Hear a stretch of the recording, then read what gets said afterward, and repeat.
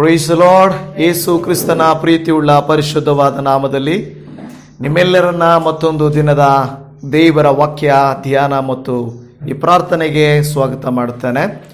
ಅನುದಿನವೂ ದೇವರ ವಾಕ್ಯಗಳನ್ನು ಧ್ಯಾನ ಮಾಡುವಂಥ ನಾವು ದೇವರ ವಾಕ್ಯಗಳಿಂದ ರಹಸ್ಯಗಳನ್ನು ತಿಳಿದುಕೊಳ್ಳುತ್ತೇವೆ. ನಮ್ಮ ಸ್ಥಿತಿಗಳಿಗೆ ದೇವರಿಂದ ಉತ್ತರಗಳನ್ನು ಕಂಡುಕೊಳ್ಳುವಂಥವರು ಆಗಿದ್ದೇವೆ.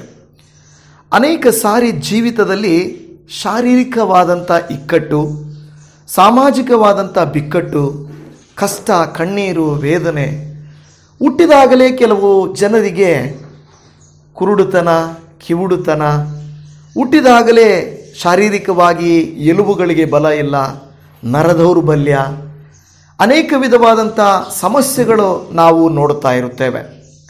ಆದರೂ ಕೂಡ ಅಂತಹ ಕಠಿಣವಾದಂಥ ಕಷ್ಟದಲ್ಲಿರುವಂಥವರು ಕೂಡ, ಇಕ್ಕಟ್ಟಿನಲ್ಲಿರುವಂಥ ಅವರು ದೇವರಿಗೆ ಮೊರೆ ಇಡುವುದಾದರೆ ದೇವರು ಅವರ ಮೊರೆಗಳನ್ನು ಲಾಲಿಸುತ್ತಾರೆ, ಅವರಿಗೆ ಬಿಡುಗಡೆಯನ್ನು ಕೊಡುತ್ತಾರೆ ಎಂಬುದಾಗಿ ದೇವರ ವಾಕ್ಯದಲ್ಲಿ ನಾವು ನೋಡುವಂಥವರಾಗಿದ್ದೇವೆ.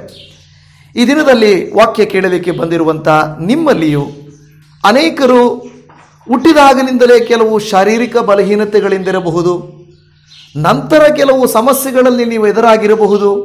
ಆದರೂ ದೇವರು ಯಾವ ಸಮಸ್ಯೆಯಾದರೂ ಕೂಡ ಬಿಡುಗಡೆಯನ್ನು ಕೊಡಲಿಕ್ಕೆ ಶಕ್ತನು ಎಂಬುದನ್ನು ಇವತ್ತಿನ ವಾಕ್ಯ ಭಾಗವು ನಮಗೆ ತಿಳಿಯಪಡಿಸುತ್ತಾ ಇದೆ. ಈ ದಿನ ನಾವು ಆರಿಸಿಕೊಂಡಿರುವಂಥ ಮುಖ್ಯವಾದಂಥ ದೇವರ ವಾಕ್ಯವು ಲೂಕನು ಬರೆದ ಸುವಾರ್ತೆ ಅದರ 18ನೇ ಅಧ್ಯಾಯ 38ನೇ ವಚನ. ಲೂಕನು ಬರೆದ ಸುವಾರ್ತೆ 18:38 ಈ ರೀತಿಯಾಗಿ ಹೇಳುತ್ತದೆ: ಯೇಸುವೇ, ದಾವೀದ ಕುಮಾರನೇ, ನನ್ನನ್ನು ಕರುಣಿಸು ಎಂದು ಕೂಗಿ ಕೇಳಿಕೊಂಡನು ಎಂದು ನಾವು ನೋಡುತ್ತಾ ಇದ್ದೇವೆ.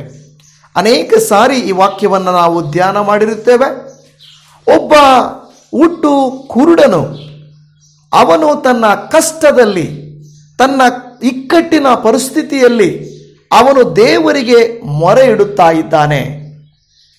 ಯಾವಾಗ ನಾವು ಮೊರೆ ಇಡುತ್ತೇವೆ, ಯಾವಾಗ ನಾವು ಪ್ರಾರ್ಥನೆ ಮಾಡುತ್ತೇವೆ ಅಂದರೆ, ನನಗೆ ಖಂಡಿತ ದೇವರು ಉತ್ತರ ಕೊಡುತ್ತಾರೆ, ನನ್ನನ್ನು ದೇವರು ಸೌಖ್ಯ ಮಾಡುತ್ತಾರೆ ಎಂದು ನಂಬುವಾಗ, ನಂಬಿಕೆ ಇದ್ದರೆ ಮಾತ್ರವೇ ನಾವೇನು ಮಾಡ್ತೇವೆ? ಪ್ರಾರ್ಥನೆ ಮಾಡುತ್ತೇವೆ. ಯಾರಿಗಾದರೂ ಸಾಲ ಬೇಕು, 1,000 ರೂಪಾಯಿ ಸಾಲ ಬೇಕು ಅಂತ ನಿಮಗೆ ಅನಿಸಿದರೆ, ಒಬ್ಬ ವ್ಯಕ್ತಿ ಹತ್ರ ಹೋಗಿ ನೀವು ಕೇಳಲಿಕ್ಕೆ ಇಷ್ಟಪಡೋದು ಯಾವಾಗಂದ್ರೆ, ಆ ವ್ಯಕ್ತಿ ನಿಮಗೆ 1,000 ರೂಪಾಯಿ ಕೊಡ್ತಾರೆ ಎನ್ನೋ ನಂಬಿಕೆ ಇದ್ದರೆ ನೀವೇನು ಮಾಡ್ತೀರ? ಹೋಗಿ ಅಲ್ಲಿ ಕೇಳ್ತೀರಾ. ಆ ವ್ಯಕ್ತಿ 100 ರೂಪಾಯಿ ಕೂಡ ಬಿಚ್ಚಲ್ಲ, 10 ರೂಪಾಯಿ ಕೂಡ ಬಿಚ್ಚಲ್ಲ ಅಂತ ನಿಮಗೆ ಗೊತ್ತಿದ್ರೆ ನೀವು ಆ ವ್ಯಕ್ತಿ ಹತ್ರ ಹೋಗಿ ಕೇಳ್ತೀರಾ? ಕೇಳಲ್ಲ. ನಿಮಗೆ ಆಲ್ರೆಡಿ ಅರ್ಥ ಆಗುತ್ತೆ, ಅವ್ರ ಹತ್ರ ಕೇಳೋದಕ್ಕಿಂತ ಸುಮ್ಮನೆ ಇರೋದು ಮೇಲಪ್ಪ. ಯಾಕೆಂದ್ರೆ ಅವರು ಕೇಳಿದ್ರು ಕೂಡ ಕೊಡಲ್ಲ. ನಾವೇ ಡಿಸೈಡ್ ಆಗೋಗ್ತೀವಿ, ನಾವು ಕೇಳಿದ್ರು ಕೂಡ ಅವರು ಕೊಡಲ್ಲ, ನಾನು ಯಾಕೆ ಹೋಗಿ ಕೇಳಬೇಕು? ಅದರ ಅರ್ಥ, ನಾವು ಒಂದು ವ್ಯಕ್ತಿಯರ ನಂಬಿದ್ರೆ, ಇಲ್ಲ ಯಾವುದಾದ್ರೂ ಒಂದು ಕೆಲಸ ಇದೆ, ಒಂದು ದೊಡ್ಡ ಬಂಡೆಗಲ್ಲಿದೆ, ಆ ಬಂಡೆಗಲ್ಲನ್ನು ಒಂದು 6-7 ಜನ ಎತ್ತಿದ್ರೂ ಕೂಡ ಆಗಲ್ಲ. ಅಂಥದ್ರಲ್ಲಿ ನಾವು ಹೋಗ್ಬಿಟ್ಟು ಒಬ್ಬರೇ ನನ್ನ ಕೈಯಲ್ಲಿ ಎತ್ತಕ್ಕಾಗುತ್ತೆ ಅಂತ ಎತ್ತಕ್ಕೆ ಹೋಗ್ತೀವ? ಯಾಕೆಂದ್ರೆ ನಮಗೆ ಗೊತ್ತು ಆ ಬಂಡೆಗಲ್ಲನ್ನು 6-7 ಜನ ಇಲ್ಲ 10 ಜನ ಎತ್ತಬೇಕು. ಆದರೆ ಒಬ್ಬನೇ ಹೋಗಿ ಎತ್ತಿ ಪ್ರಯತ್ನ ಮಾಡಿ ನೋಡ್ತಾರ? ಯಾಕೆಂದ್ರೆ ನೋಡುವಾಗಲೇ ಗೊತ್ತಾಗ್ತದೆ, ಈ ಬಂಡೆಗಲ್ಲು ಎತ್ತಕ್ಕೆ ನನ್ನ ಕೈಯಲ್ಲಿ ಆಗುವುದಿಲ್ಲ. ಯಾಕೆಂದ್ರೆ 10 ಜನ ಎತ್ತಬೇಕಾಗಿರುವ ಕಲ್ಲನ್ನ ನಾನು ಒಬ್ಬನೇ ಎತ್ತಲಿಕ್ಕೆ ಸಾಧ್ಯ ಇಲ್ಲ. ಅಂದ್ರೆ ಬಂಡೆಯನ್ನು ನೋಡಿ ನಾವು ತೀರ್ಮಾನ ಮಾಡುತ್ತೇವೆ, ವ್ಯಕ್ತಿಯನ್ನು ನೋಡಿ ನಾವು ತೀರ್ಮಾನ ಮಾಡುತ್ತೇವೆ, ಪರಿಸ್ಥಿತಿಯನ್ನು ನೋಡಿ ನಾವು ತೀರ್ಮಾನ ಮಾಡುತ್ತೇವೆ. ನದಿಯಲ್ಲಿ ಹೋಗ್ಬಿಟ್ಟು, ನದಿಯಲ್ಲಿ ನನಗೇನು ಆಗಲ್ಲ, ನಾನು ನಡ್ಕೊಂಡು ಹೋಗ್ತೀನಿ ಅಂತ ನಡ್ಕೊಂಡು ಹೋಗೋಕ್ಕಾಗುತ್ತಾ ಸಮುದ್ರದಲ್ಲಿ? ಯಾಕೆ? ನಮಗೆ ನೋಡಿದಾಗಲೇ ಗೊತ್ತಾಗುತ್ತೆ ಇದು ಸಮುದ್ರ, ಇದು ಅಸಾಧ್ಯವಾದ ಕ್ರಿಯೆ. ನೋಡಿ, ನಮಗೆ ಯಾವಾಗ ಇದು ಅಸಾಧ್ಯ ಎನಿಸುತ್ತದೋ ನಾವು ಕೇಳುವುದಿಲ್ಲ.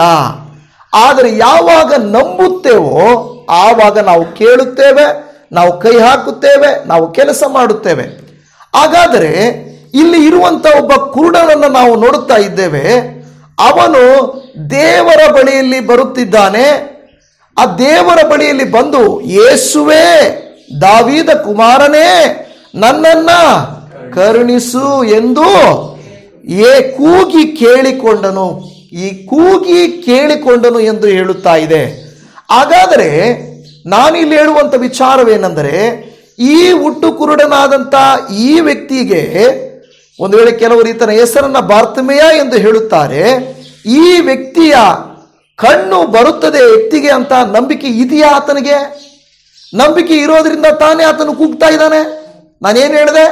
ನಾವು ನಂಬಿಕೆ ಇದ್ರೆ ಆ ವ್ಯಕ್ತಿ ಹತ್ರ ಸಾಲ ಕೇಳ್ತೀವಿ, ನಾವು ನಂಬಿಕೆ ಇದ್ರೆ ಕಲ್ಲನ್ನು ಎತ್ತಲಿಕ್ಕೆ ಹೋಗ್ತೀವಿ, ನಂಬಿಕೆ ಇದ್ರೆ ಸಮುದ್ರವನ್ನು ದಾಟ್ಲಿಕ್ಕೆ ಹೋಗ್ತೀವಿ. ನಂಬಿಕೆ ಇಲ್ಲ ಅಂದ್ರೆ ಅಯ್ಯಯ್ಯೋ ಇದೆಲ್ಲ ಮಾಡುವುದು ವ್ಯರ್ಥಪ್ಪ, ಏನೂ ಪ್ರಯೋಜನ ಇಲ್ಲ ಎಂದು ಹೇಳುತ್ತೇವೆ.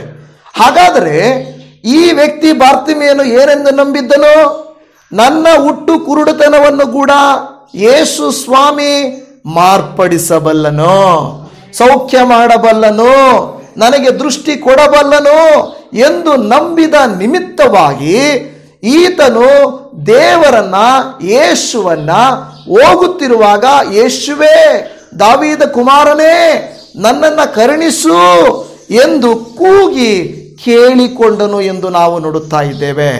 ಈಗ ನಾವು ನೋಡುವಾಗ ಈ ವ್ಯಕ್ತಿಯ ಒಂದು ಇಕ್ಕಟ್ಟಿನ ಪರಿಸ್ಥಿತಿ ಏನಪ್ಪಾ ಅಂದ್ರೆ, ಕುರುಡನು ಎಲ್ಲರ ಹಾಗೆ ನೋಡಲಿಕ್ಕೆ ಆಗ್ತಾ ಇಲ್ಲ, ಎಲ್ಲರ ಹಾಗೆ ಜೀವನ ಮಾಡಕ್ಕೆ ಆಗ್ತಾ ಇಲ್ಲ. ನೋಡಿ, ಒಂದು ಚಿತ್ರವನ್ನ ನಾನು ನೋಡಿದ್ದನ್ನು ಗಮನಿಸಿ ಹೇಳುತ್ತೇನೆ. ಕೆಲವರು ಅಂದುಕೊಳ್ಳುತ್ತಾರೆ ಏನಂತ, ಅಯ್ಯೋ ನನಗೆ ಕಾಲಿಲ್ಲ, ನನಗೆ ಕಾಲಿಲ್ಲ. ಆದರೆ ಆ ವ್ಯಕ್ತಿ ನೋಡ್ತಾನೆ ಇನ್ನೊಬ್ಬನಿಗೆ ಏನಾಗಿದೆ, ಕಾಲಿಲ್ಲದವನು ನೋಡ್ತಾನೆ ಇನ್ನೊಬ್ಬನಿಗೆ ಕೈ ಇರೋದಿಲ್ಲ. ಆವಾಗ ಅಂದುಕೊಳ್ತಾನೆ, ಅಯ್ಯೋ ನಾನು ಇವನಿಗಿಂತ ಕೈ ಇಲ್ಲದವನು ಕಾಲಿಲ್ಲದವನನ್ನು ನೋಡಿ, ಅಯ್ಯೋ ನನಗಾದರೂ ಕಾಲಿದೆ ಅವನಿಗೆ ಕೈಗಳಿಲ್ಲ, ಕೈಗಳಿಲ್ಲದವನು ಅಂದುಕೊಳ್ತಾನೆ ಕಾಲಿಲ್ಲ. ಕೆಲವರು ಅಂದುಕೊಳ್ತಾರೆ ಕಾರಲ್ಲಿ ಹೋಗ್ತಾ ಇರಬೇಕಾದ್ರೆ, ಅಯ್ಯೋ ನನಗೆ ಇನ್ನೂ ಒಳ್ಳೆ ಕಾರ್ ಬೇಕಾಗಿತ್ತು, ನೋಡು ಅವ್ರದ್ದು ಎಂಥ ಕಾಸ್ಟ್ಲಿ ಕಾರ್ ಇದೆ, ನನ್ನ ಹತ್ರ ಯಾವುದೋ ಒಂದು ಸಣ್ಣ ಕಾರ್ ಇದೆ ಅಂತ ಹೇಳಿ ಅಂದುಕೊಳ್ತಾ ಇರಬಹುದು. ಆದರೆ ಆ ಕಾರಲ್ಲಿ ಹೋಗುತ್ತಿರುವಾಗ ಇನ್ನೊಬ್ಬನು ಬೈಕಲ್ಲಿ ಬರ್ತಾ ಇರ್ತಾನೆ.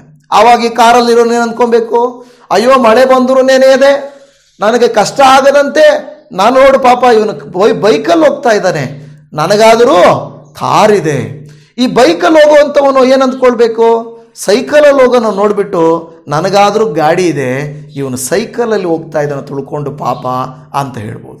ಕೆಲವೊಂದು ಅಯ್ಯೋ ನನಗೆ ಸೈಕಲ್ ಇದೆಯಲ್ಲ ಏನು ಮಾಡೋದು ಅಂದರೆ, ಅವನು ಇನ್ನೊಬ್ಬನು ಅವನು ನೋಡಿಬಿಟ್ಟು ನಡ್ಕೊಂಡು ಹೋಗೋನು ನೋಡಿ ಏನನ್ಬೋದು, ನೋಡು ನನಗಾದರೂ ಸೈಕಲ್ ಇದೆ, ಅವನಿಗೆ ಏನೂ ಇಲ್ಲ ನಡ್ಕೊಂಡು ಹೋಗ್ತಾ ಇದ್ದಾನೆ ಅಂತ ಅಂದ್ಕೊಳ್ಬೋದು.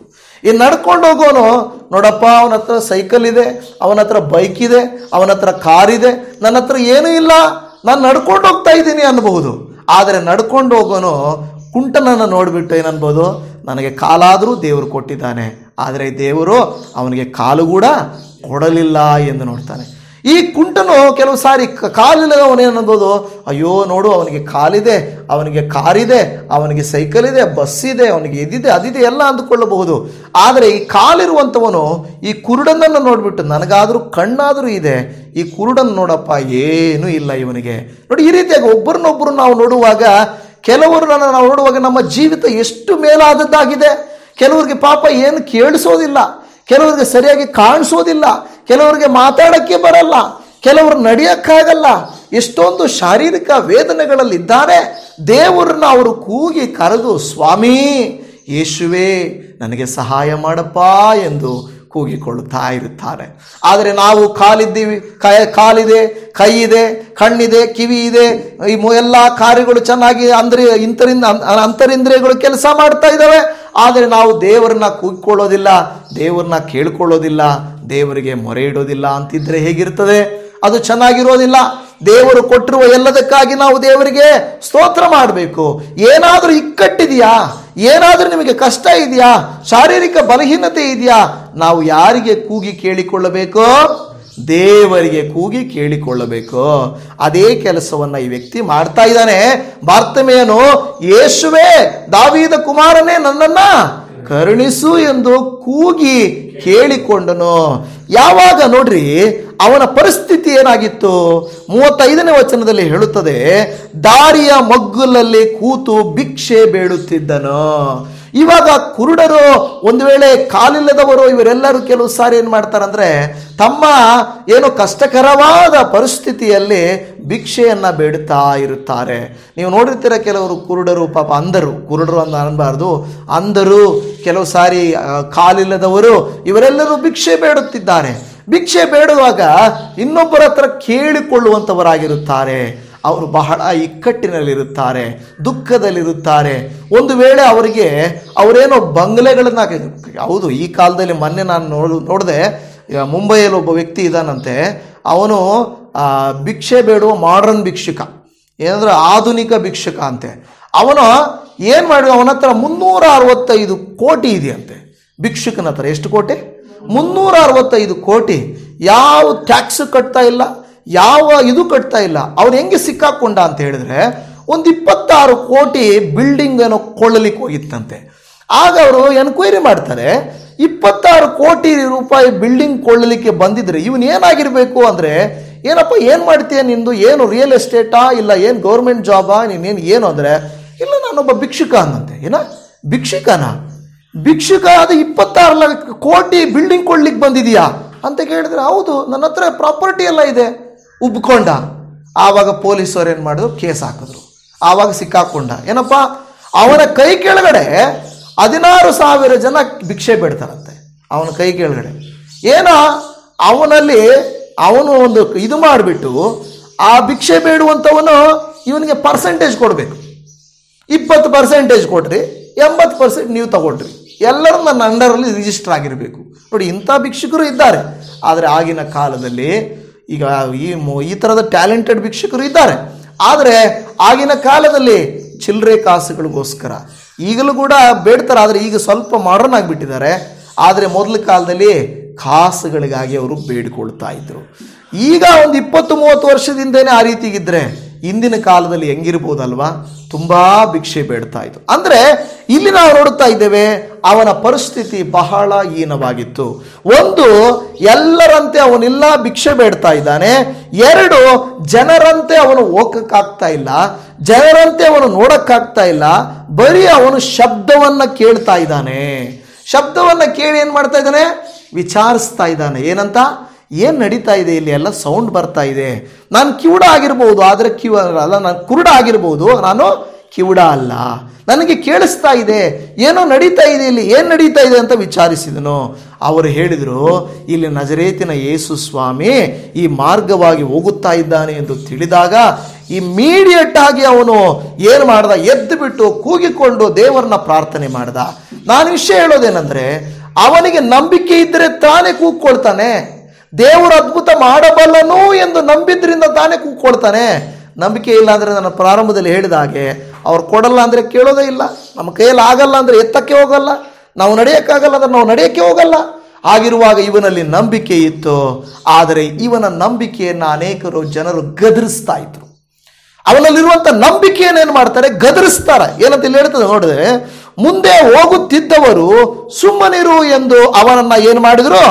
ಗದರಿಸಿದ್ರು. ಕೆಲವು ಸಾರಿ ನಮ್ಮ ನಂಬಿಕೆಯನ್ನ ಸೈತಾನನ್ನು ಗದರಿಸ್ತಾನೆ. ಏನೋ ನಿನ್ನ ಜೀವಿತ ಸರಿಯಾಗುತ್ತೆ ಅಂತ ಅಂದ್ಕೊಳ್ತಾ ಇದೆಯೇನೋ?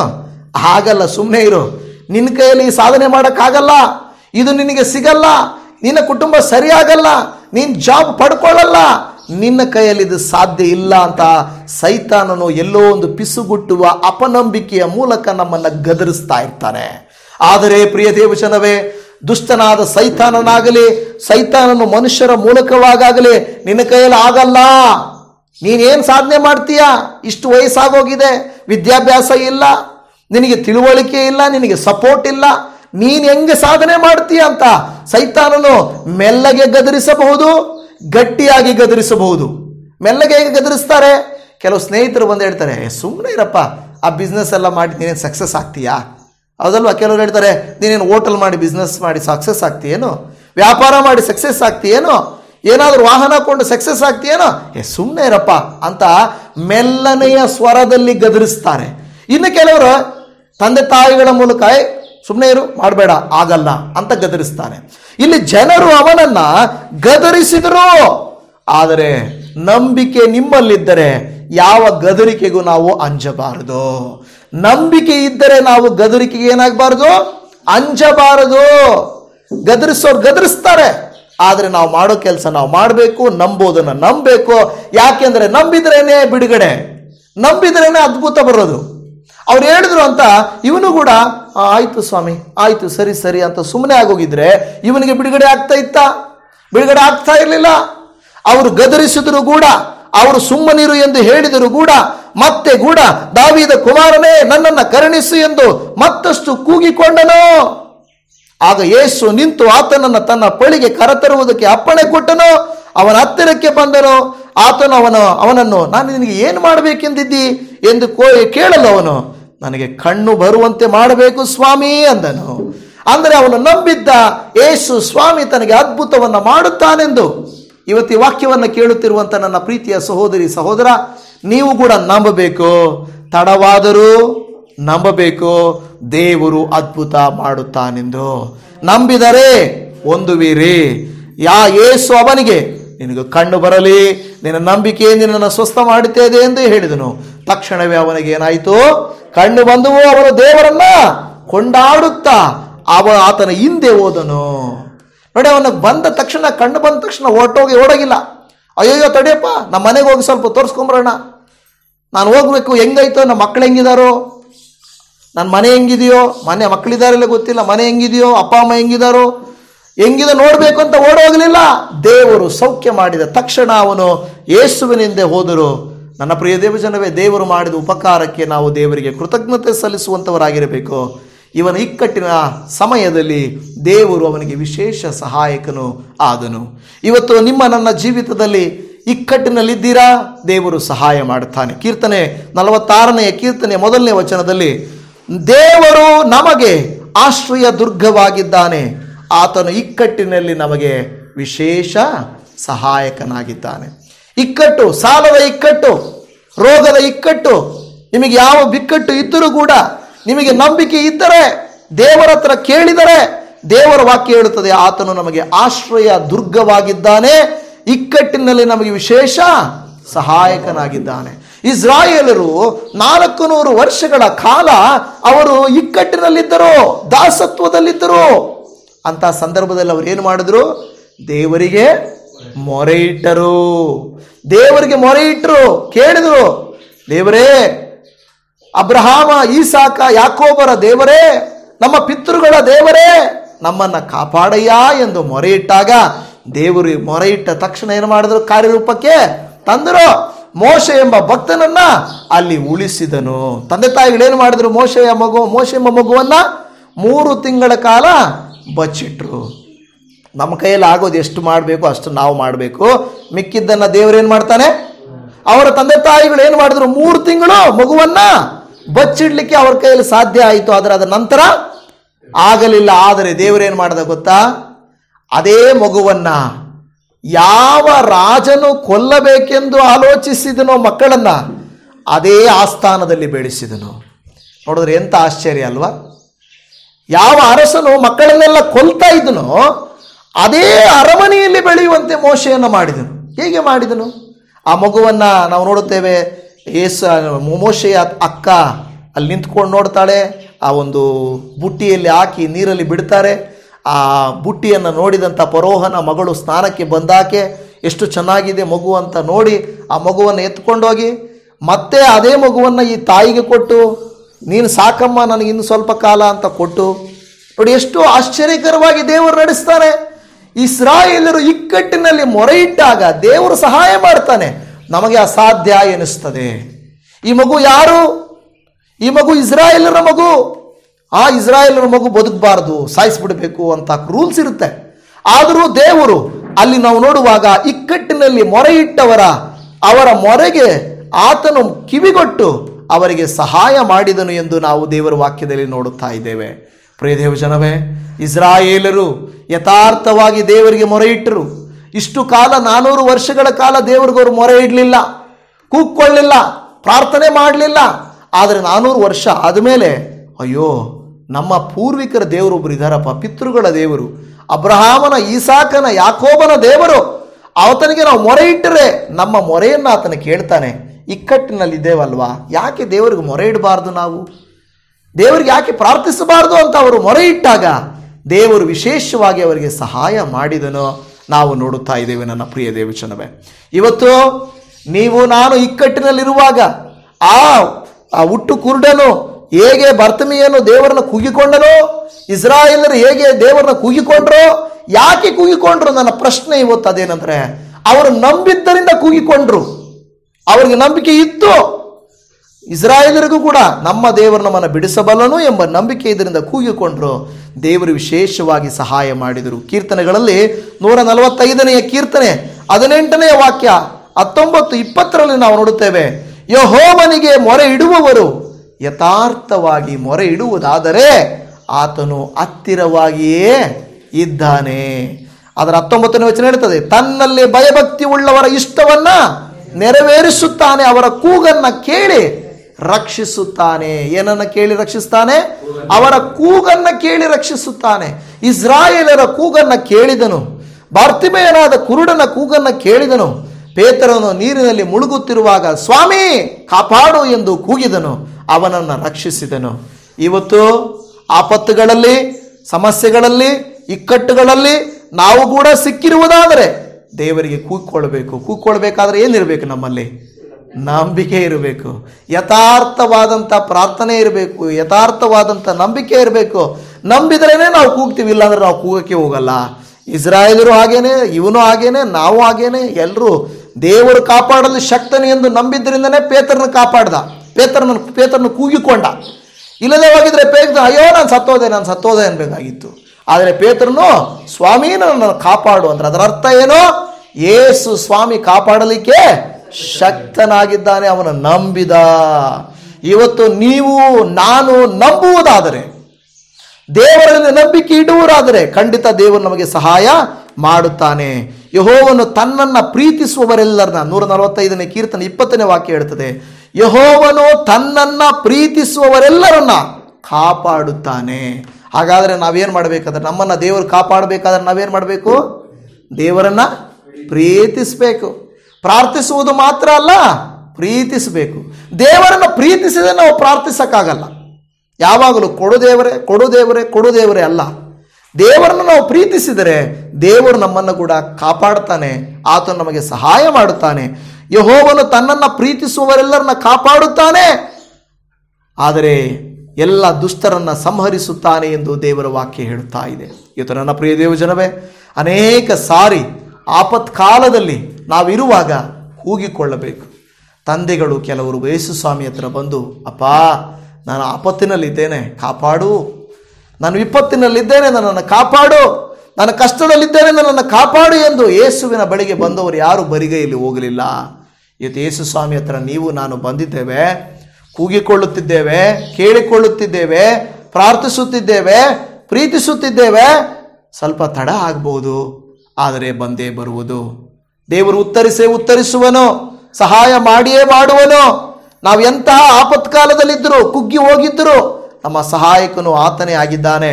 ಕೀರ್ತನೆಗಳಲ್ಲಿ 9ನೇ ಕೀರ್ತನೆ 9ನೇ ವಾಕ್ಯದಲ್ಲೇ ಯೆಹೋವನು ಕುಗ್ಗಿ ಹೋದವರಿಗೆ ಆಶ್ರಯವು, ಆಪತ್ಕಾಲದಲ್ಲಿ ದುರ್ಗವು ಆಗಿರುವನು ಎಂದು ಹೇಳುತ್ತಾ ಇದೆ. ಕುಗ್ಗಿ ಹೋದವರಿಗೆ, ಎಷ್ಟೋ ಜನರು ಕುಗ್ಗಿ ಹೋಗಿರುತ್ತಾರೆ. 12 ವರ್ಷದ ರಕ್ತಕುಸುಮ ರೋಗಿ ಪಾಪ, ಆಕೆ ತುಂಬಾ ಕುಗ್ಗಿ ಹೋಗಿದ್ದಳು.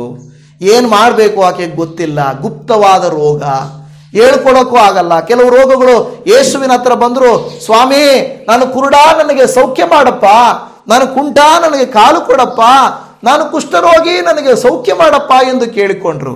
ಆದರೆ ಈ ಗುಪ್ತವಾದ ರೋಗ, ಈ 12 ವರ್ಷದ ರಕ್ತಕುಸುಮ ರೋಗಿ ಹೇಗೆ ಹೇಳ್ಕೊಳ್ಳೋದು? ಒಂದು ಹೆಂಗಸು, ಎಲ್ಲ ಗಂಡಸರಿದ್ದಾರೆ, ಸ್ವಾಮಿ ನನಗೆ ರಕ್ತಕುಸುಮ ರೋಗ ಇದೆ ಅಂತ ಹೇಳ್ಕೊಳಕ್ಕಾಗುತ್ತಾ? ಹೇಳ್ಕೊಳಕ್ಕಾಗಲ್ಲ.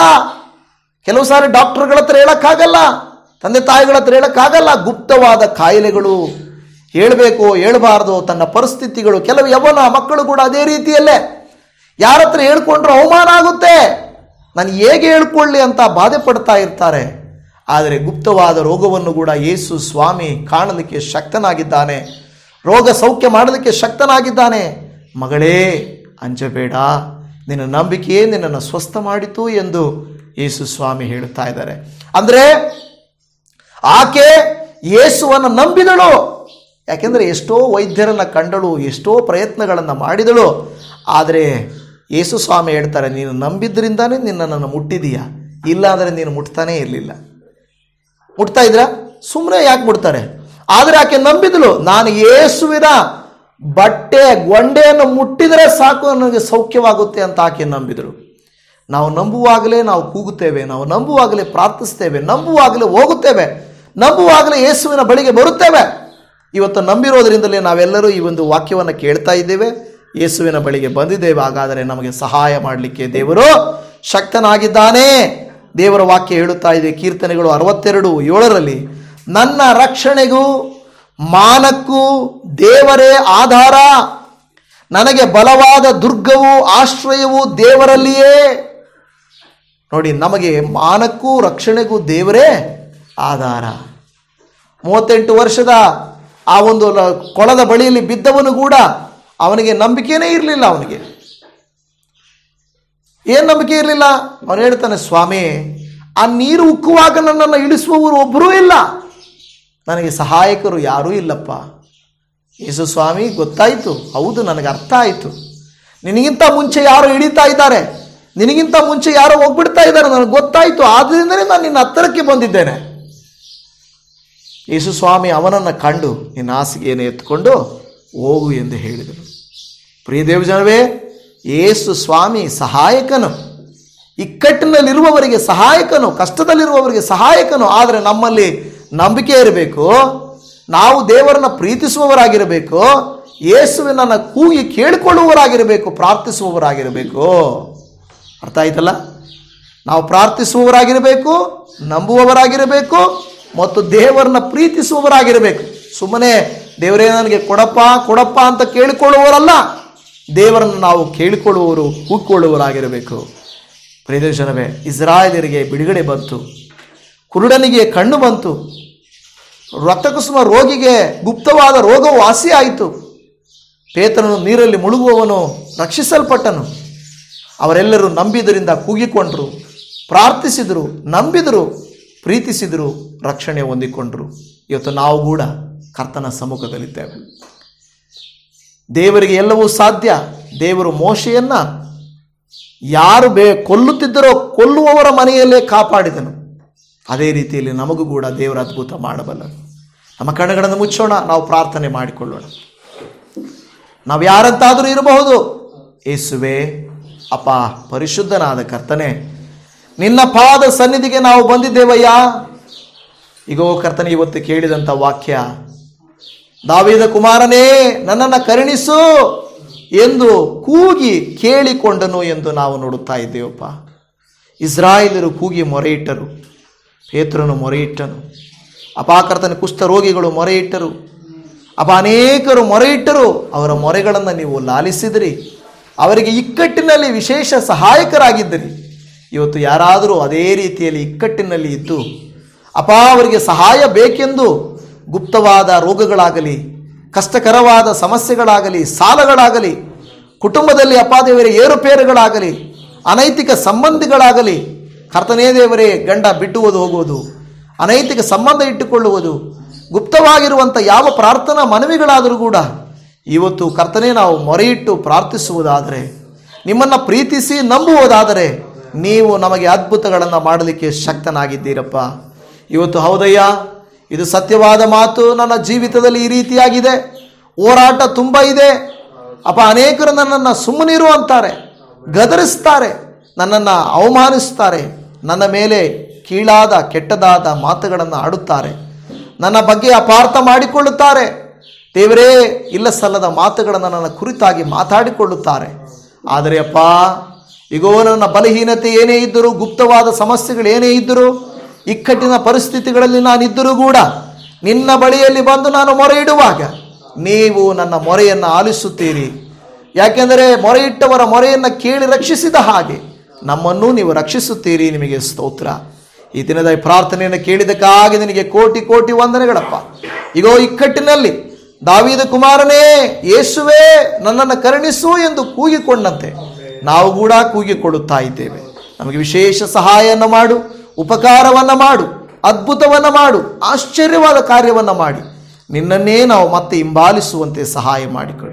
ಅಬ್ಬಾ, ನಮ್ಮ ಜೀವಿತದಲ್ಲಿ ಸುಂದರವಾದ ಆಶೀರ್ವಾದಗಳನ್ನು, ಸುಂದರವಾದ ಭವಿಷ್ಯವನ್ನು, ಸುಂದರವಾದ ಕುಟುಂಬವನ್ನು, ಸುಂದರವಾದ ಸೇವೆಯನ್ನು ನಾವು ನೋಡುವಂತೆ ನೀವು ಅನುಗ್ರಹಿಸಿಕೊಡಬೇಕೆಂಬುದಾಗಿ ನಾವು ಪ್ರಾರ್ಥನೆ ಮಾಡ್ತಾ ಇದ್ದೇವೆ. ಈಗೋ ಕರ್ತನೇ, ನಮ್ಮನ್ನೇ ನಿನ್ನ ಕರುಣೆಯ ಕರಕ್ಕೆ ಒಪ್ಪಿಸಿಕೊಡುತ್ತಾ ಈ ಪ್ರಾರ್ಥನೆಯನ್ನು ಆಲಿಸಿದಾತನು, ದಾವೀದ ಕುಮಾರನೇ ನಮ್ಮನ್ನು ಕರುಣಿಸುವಾತನೂ ಆಗಿರುವಂಥ ನಮ್ಮ ರಕ್ಷಕನಾದ ಯೇಸುವಿನ ಪರಿಶುದ್ಧವಾದ ನಾಮದಲ್ಲಿ ಪ್ರಾರ್ಥಿಸುತ್ತೇವೆ ಪರಮ ತಂದೆಯೇ. ಆಮೇನ್, ಆಮೇನ್, ಆಮೇನ್.